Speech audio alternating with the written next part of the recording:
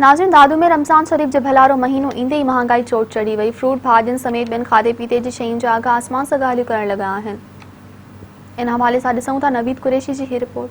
महीनो अची वियो आहे, ॿियो उन खां पोइ जेको महांगाई आहे उहा तमामु घणी वधी वई आहे। जेको महांगाई जो जेको जिन आहे बोतल मां निकिरी वियो आहे।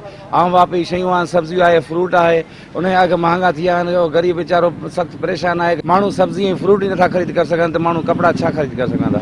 अचो हितां माण्हू खां पुछा कयूं उहे छा था चवनि। हिते जहिड़ो हींअर रमज़ान जो शुरू थियो आहे तीअं मुर्गी साढा 400 रुपया, मच्छी साढा 400 रुपया, गोश्त 500 रुपया ऐं सायूं भाॼियूं त आसमान सां ॻाल्हाइनि पियूं। हाणे ग़रीब मिसकिन माण्हू 700 रुपया मज़दूरी आहे। सुबुह में कॾहिं लॻे थो कॾहिं कोन थो लॻे।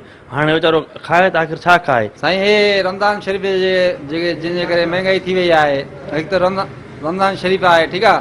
ॿियो हे गवर्नमेंट लॉकडाउन आयो आहे। नोटिस डीसी खे वठणु घुरिजे या असांजी हुकूमत खे वठणु घुरिजे। जेकॾहिं सस्ताई कंदी त हर को ग़रीब ईद करे सघंदो। पर ग़रीब वीचारा जेके 400-500 रुपया ॾियारी खणण वारा उहे किथां एतिरो अफोर्ड करे सघंदा। ग़रीब वीचारा माण्हू परेशान लॻे, खाधे लाइ परेशान लॻा पिया आहिनि। त जे असांजे सिंध वारनि खे जेके हुकूमत हलाइनि पिया मुराद शाह खे ऐं ॿियो आहे इमरान खान। असां ग़रीब माण्हू मज़दूर माण्हू जेको 2 रुपया कमायूं था घर में पूराऊं, न भाॼी था वठी सघूं, न को फ्रूट वठी था सघूं। उन खां अलावा जेके ॿिया बि ॾिसो था सामान केॾा महांगा आहिनि।